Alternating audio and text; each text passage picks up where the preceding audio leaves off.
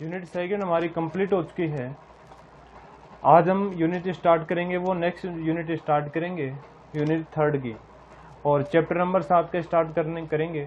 और chapter number 7 का नाम रहेगा अपना विद्युत धारा के चुंबकीय प्रभाव। इससे पहले हमने विद्युत क्षेत्र के बारे में पढ़ा है।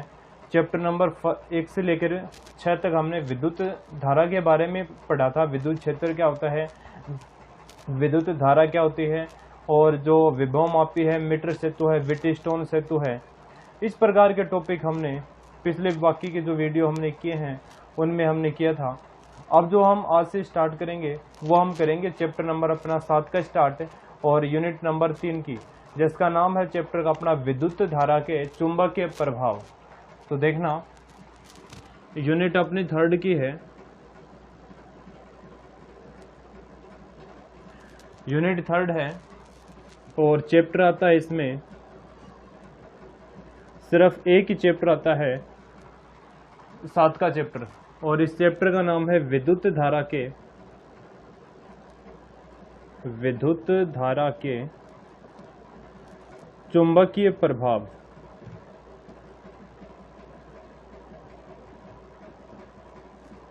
इस चैप्टर का नाम है और यूनिट थर्ड है विद्युत धारा के चुंबकीय प्रभाव।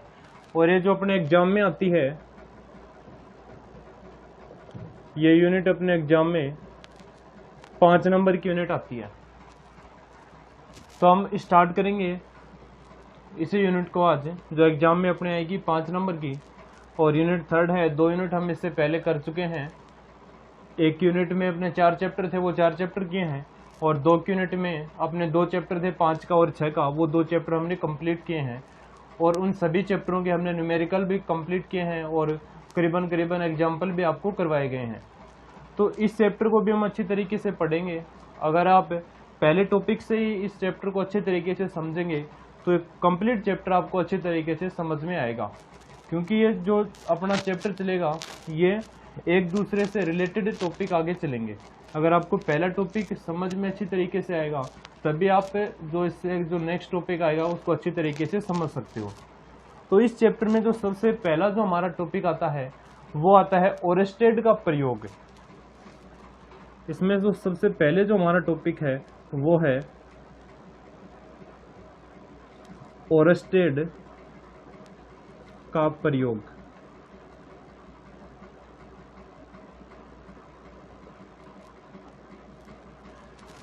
सबसे पहले हम इस चैप्टर में टॉपिक ये करेंगे ओरेस्टेड का प्रयोग। देखना, ओरेस्टेड ने क्या बताया था। ओरेस्टेड ने बताया था कि ओरेस्टेड एक साइंटिस्ट था, ये एक प्रयोग कर रहे थे, विद्युत धारा का कोई प्रयोग चल रहा था। तो उन्होंने क्या देखा कि जैसे कि ये कोई चालक तार है, ये कोई चालक तार है AB, और ये प्रयोग चल रहा था विद्युत धारा के लिए। इसलिए ये तार इसने ले लिया था, AB तो कोई तार था, और इसके समीप कोई चुंबकीय सुई है वो रखी हुई थी। इसके समीप एक चुंबकीय सुई, जिसको हम कंपास भी बोलते हैं, जो चुंबक की सुई है आपको पता है वो जिसमें चुंबक है वो लगी हुई होती है। तो इस तार के समीप ये चुंबक रखी हुई थी, चुंबक की सुई है वो रखी हुई थी। तो ओरेस्टेड ने क्या देखा कि जब इस तार में से धारा प्रवाहित कर रहे हैं, ये जो तार AB है, इस तार में से धारा प्रवाहित करते हैं तो चुंबक की सुई में भी विक्षेप उत्पन्न होता है। ये चुंबक है और ये इस तार में विद्युत धारा प्रवाहित हो रही है। ओरेस्टेड ने देखा कि जब हम इस तार में कोई धारा प्रवाहित कर रहे हैं इस तार में से, तो इस चुंबक के सुई में कुछ विक्षेप उत्पन्न होता है। विक्षेप का मतलब है कि ये सुई है इस प्रकार से, पहले ये सुई इस प्रकार की थी, अब जैसे ही इस तार के अंदर धारा प्रवाहित करेंगे और ये चुंबक की सुई इस तार के समांतर रखी हुई है, इस तार के नीचे रखी हुई है, तो उसने क्या देखा कि इस चुंबक की सुई में भी विक्षेप उत्पन्न हो रहा है। ये चुंबक की सुई है, ये इस साइड, एक साइड है विक्षेपित हो रही है।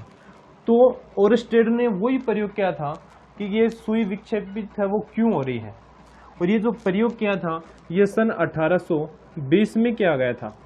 तो आज हम इसी प्रयोग को अच्छे तरीके से पढ़ेंगे। तो देखना किस प्रकार से ये प्रयोग किया था, यानी कि जब हम धारावाही चालक के कारण चुंबक के क्षेत्र के अध्ययन के लिए ओरेस्टेड ने 1820 में प्रयोग किया। इस कंप्लीट बातें हम इस टॉपिक में लिखेंगे और आपको नोट्स है उसमें भी ये बातें सभी की सभी लिखी हुई मिल जाएंगी। तो देखना क्या बताया था ओरस्टेड ने। यहां पर लिख रहे हैं ओरस्टेड ने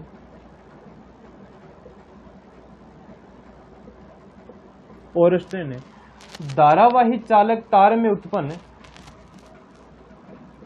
धारावाही चालक तार में उत्पन्न चुंबकीय क्षेत्र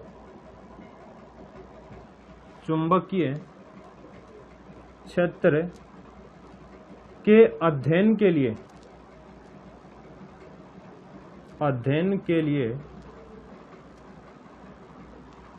1820 में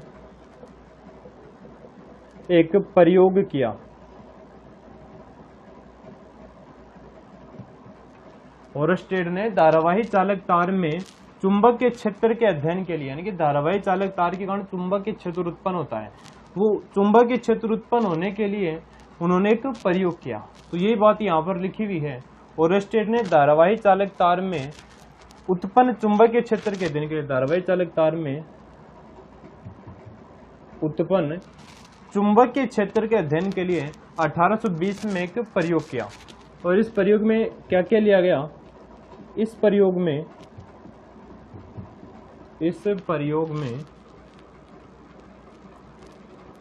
एक तार को बैटरी तथा धारा नियंत्रक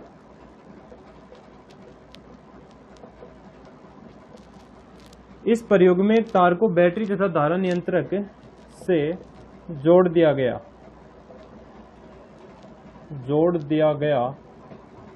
तथा इस तार के नीचे एक चुंबकीय सुई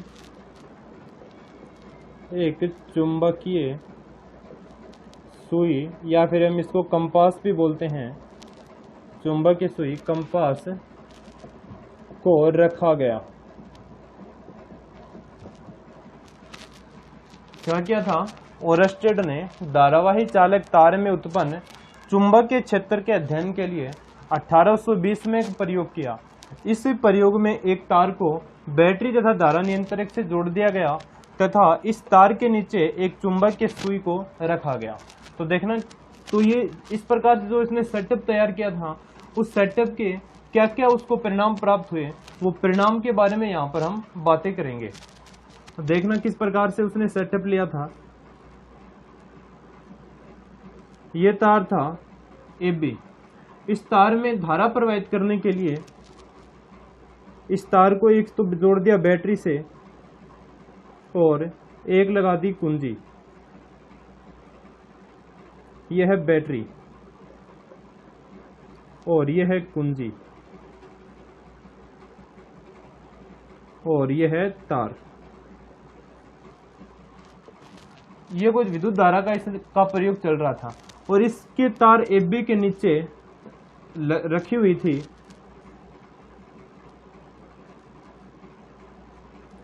चुंबकीय सुई। इस तार के नीचे इसके समांतर ही चुंबकीय सुई है वो रखी हुई थी। तो सबसे पहले उसने क्या देखा कि इस तार में जब कोई धारा प्रवाहित नहीं होती है तो इस चुंबकीय सुई में कोई विक्षेप उत्पन्न नहीं होता है। यानी कि अगर तार में हम कोई भी धारा प्रवाहित नहीं करें तो ये जो चुंबकीय सुई है, इस चुंबकीय सुई में कोई भी विक्षेप प्राप्त नहीं होता। विक्षेप का मतलब है कि चुंबकीय सुई जैसे थी वैसी की वैसी रहती है। तो सबसे पहले इसका परिणाम नंबर 1 हम लिखेंगे। तो वो क्या लिखेंगे कि जब इस तार में से कोई भी धारा प्रवाहित नहीं हो रही है तो चुंबकीय सुई में कोई भी विक्षेप प्राप्त नहीं होता है। तो यहाँ पर हम लिख सकते हैं, जब तार AB में कोई धारा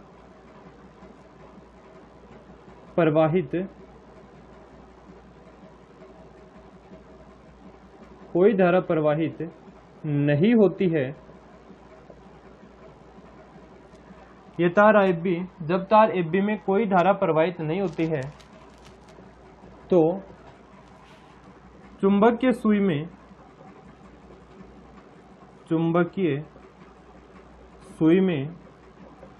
कोई विक्षेप प्राप्त नहीं होता है। यानी कि कहने का मतलब ये है, ये तार है AB, ये बैटरी है, ये कुंजी है। जब तक इस तार में कोई भी धारा प्रवाहित नहीं होगी तब तक ये जो यहाँ पर चुंबक की सुई ये रखी हुई है, इस चुंबक की सुई में कोई भी विक्षेप प्राप्त नहीं होगा। ये पहला इसने परिणाम देखा था। अब बात करें हम दूसरे परिणाम की।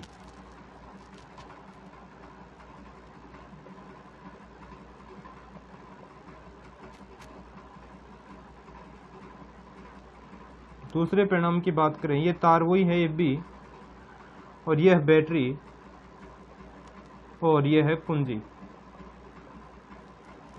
जैसे हम कुंजी को ऑन करेंगे, इस बैटरी में से धारा बहनी स्टार्ट हो जाएगी। बैटरी में से धारा बहनी स्टार्ट हो जाएगी, और इसके समीप ये जो अपने ये रखी हुई है चुंबकीय सुई,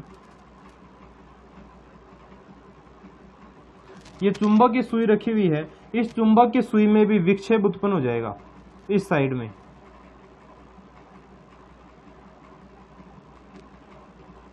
चुंबक की सुई में विक्षेप है, इस प्रकार से उत्पन्न हो जाएगा जैसे ही अगर हम इस तार में से धारा प्रवाहित करेंगे।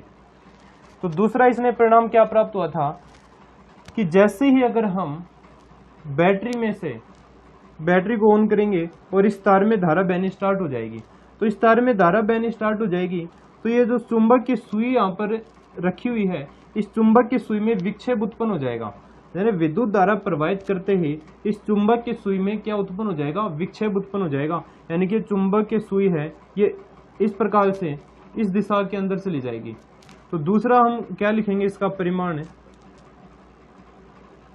यानी कि जब हम तार में धारा प्रवाहित करते हैं तो चुंबक की सुई में विक्षेप प्राप्त होता है। तो यहां पर हम लिख सकते हैं दूसरा पॉइंट इसका, जब तार AB में धारा प्रवाहित की जाती है, जब तार AB में धारा प्रवाहित की जाती है तो चुंबक की सुई में विक्षेप प्राप्त होता है। तो चुंबकीय सुई में विक्षेप प्राप्त होता है।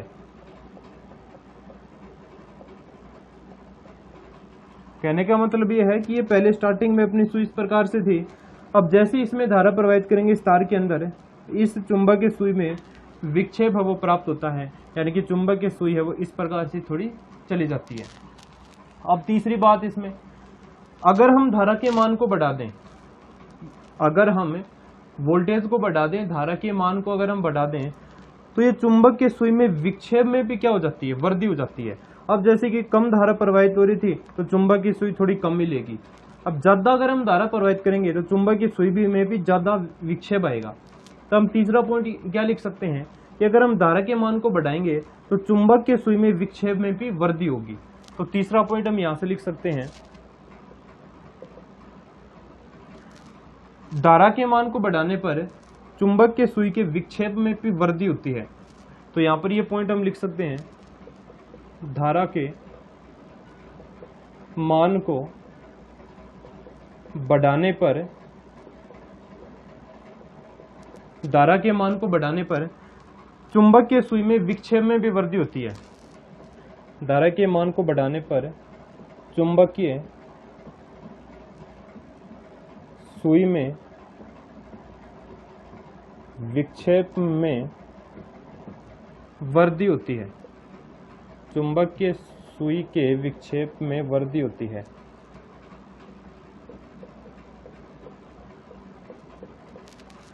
धारा के मान को हमने बढ़ाएंगे, जैसे ही अगर इसमें धारा के मान को बढ़ाएंगे तो चुंबक के सुई में जो ये चुंबक की सुई है इसके विक्षेप में भी वृद्धि होगी। ये इसका 3 नंबर पॉइंट था। अगर हम धारा की दिशा को बदल दें, यानी कि इसका पॉजिटिव से राइट साइड कर दें और नेगेटिव से राइट साइड कर दें, तो चुंबक की जो सुई की दिशा है वो भी बदल जाती है। तो चौथी कंडीशन में हम क्या करेंगे कि यहाँ पर कर देते हैं इसका माइनस सिरा, ये प्लस माइनस प्लस,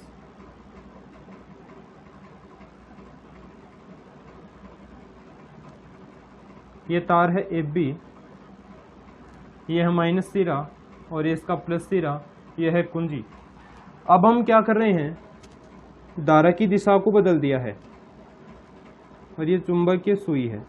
अब जैसे ही धारा की दिशा को बदलेंगे, ये जो चुंबक की सुई में विक्षेप भी विपरीत दिशा में हो जाएगा, यानी कि विक्षेप है ये अब की बार इस साइड में हमें प्राप्त होगा।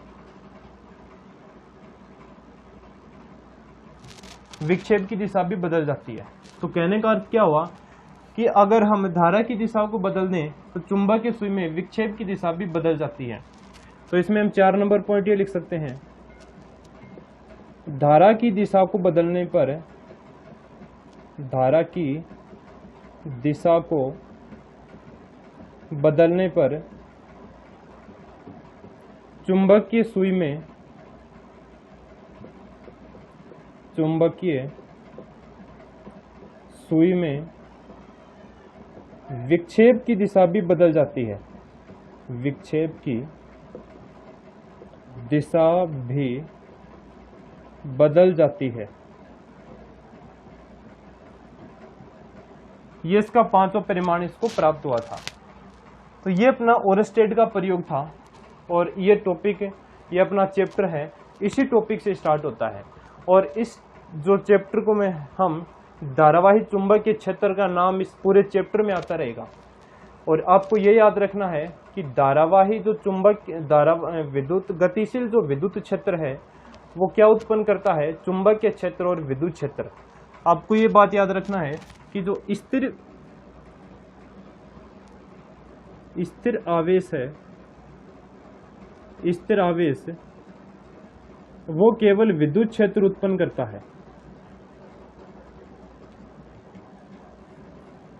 स्थिर आवेश विद्युत क्षेत्र उत्पन्न करता है, जबकि गतिशील आवेश, गतिशील आवेश विद्युत क्षेत्र तथा चुंबकीय क्षेत्र दोनों उत्पन्न करता है। और स्थिर आवेश के बारे में हमने यूनिट नंबर 1 में किया था, 4 चैप्टर इसमें किए थे और चारों चैप्टरों में मैंने आपको बताया था स्थिर विद्युत की के अंतर्गत आवेश वो स्थिर रहेगा। चारों चैप्टरों में आवेश स्थिर था। और अब जो बात कर रहे हैं वो कर रहे हैं विद्युत धारा के चुंबकीय प्रभाव की, यानी कि विद्युत धारा अगर किसी तार में प्रवाहित करेंगे, यानी कि गतिशील आवेश के कारण एक तो चुंबकीय क्षेत्र उत्पन्न होगा और दूसरा विद्युत क्षेत्र उत्पन्न होगा, जबकि स्थिर आवेश केवल विद्युत क्षेत्र उत्पन्न करता है और गतिशील आवेश विद्युत क्षेत्र और चुंबकीय क्षेत्र दोनों उत्पन्न करता है। तो सबसे पहले जो इसके बारे में बताया था कि जो गतिशील आवेश है वो चुंबकीय क्षेत्र उत्पन्न करता है, वो ओरस्टेड ने बताया था। और ये प्रयोग ये ऐसा ही हो गया था। कहने का मतलब ये है, ये कोई एक्सपेरिमेंट ये नहीं कर रहा था, ये सिर्फ विद्युत धारा का कोई एक्सपेरिमेंट कर रहा था। और उस एक्सपेरिमेंट में उसने देखा कि उस एक्सपेरिमेंट हो रहा था और उसके समीप ही कोई चुंबकीय सुई रखी हुई थी। तो ओरस्टेड ने क्या देखा कि जब भी हम इसमें धारा प्रवाहित कर रहे हैं तो चुंबकीय सुई में विक्षेप उत्पन्न हो रहा है। ये हो रहा था विद्युत धारा का प्रयोग, लेकिन अकारण ही चुंबकीय क्षेत्र का यहाँ पर प्रयोग हो गया था। क्योंकि जब ओरस्टेड ये प्रयोग कर रहा था तो तार के समीप कोई चुंबकीय सुई रखी हुई थी। अब जैसे ही चुंबकीय सुई में उसने जैसे ही इस परिपथ के अंदर धारा प्रवाहित करी तो इस चुंबकीय क्षेत्र में विक्षेप उत्पन्न हो गया। तो ओरस्टेड ने सोचा कि ये विक्षेप क्यों उत्पन्न हो रहा है, उसके लिए उन्होंने फिर दोबारा से प्रयोग किया और वो प्रयोग था सिर्फ चुंबकीय क्षेत्र के लिए। वो प्रयोग अब की बार उसने चुंबकीय क्षेत्र के लिए किया था और वो प्रयोग आपको यहाँ पर बता दिया गया है कि ओरस्टेड ने धारामापी चालक तार में उत्पन्न चुंबकीय क्षेत्र के अध्ययन के लिए 1820 में एक प्रयोग किया। इस प्रयोग में एक तार को, यह तार AB को एक बैटरी से तथा एक इसमें धारा नियंत्रक से जोड़ दिया गया तथा इस तार AB के नीचे चुंबकीय सुई, या फिर हम इसको कंपास भी बोलते हैं, चुंबकीय सुई को रखा गया। अब इसने पहली कंडीशन क्या प्राप्त करी कि जब भी अगर हम इस परिपथ में कोई धारा प्रवाहित नहीं करें, अगर परिपथ में कोई धारा प्रवाहित नहीं हो रही है और तार के समीप हम चुंबक की सुई को लेके जाते हैं, तो चुंबक की सुई के अंदर कोई विक्षेप प्राप्त नहीं होता, यानी कि चुंबक की सुई जैसी थी वैसी की वैसी रहेगी।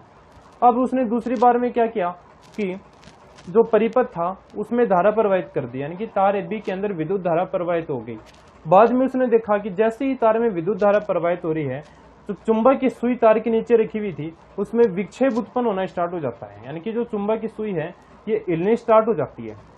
बाद में उसने क्या किया कि जो धारा है उसको वोल्टेज को बढ़ा दिया, धारा को बढ़ा दिया।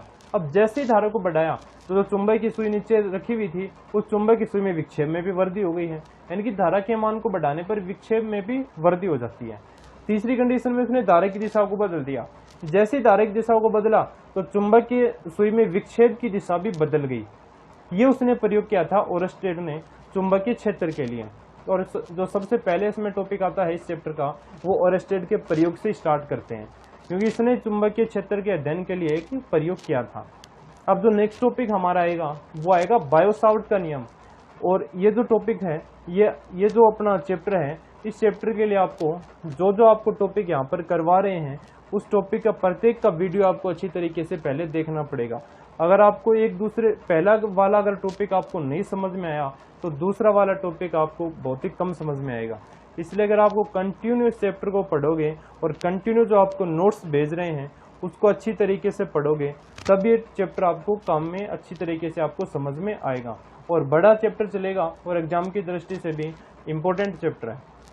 तो इसलिए इस आप चैप्टर को स्टार्टिंग से आपको पढ़ना स्टार्ट कर देना है ताकि आपको ये चैप्टर कंप्लीट हो तब आपको कोई दिक्कत है वो नहीं आए, हर टॉपिक आपको अच्छी तरीके से समझ में आ सके। तो ये अपना टॉपिक था ओरस्टेड का प्रयोग। ये अपना टॉपिक यहाँ पर कंप्लीट हो चुका है और जब नेक्स्ट टॉपिक जो हम करेंगे वो करेंगे बायो-सावर्ट का नियम। वो भी इस टॉपिक का सबसे इम्पोर्टेंट भाग होगा, इस चैप्टर का सबसे इम्पोर्टेंट भाग होगा बायो-सावर्ट का नियम। तो आप इस कंप्लीट का स्क्रीनशॉट है वो ले सकते हो और आप अपनी कॉपी में भी इसको नोट है वो कर सकते हो। आपको PDF फाइल भेज रहे हैं उसमें भी देख के आपको नोट कर सकते हो या फिर आप ये भी उतार सकते हो। तो आप जो नेक्स्ट वीडियो बनाएंगे उसमें हम करेंगे बायो-सावर्ट का नियम।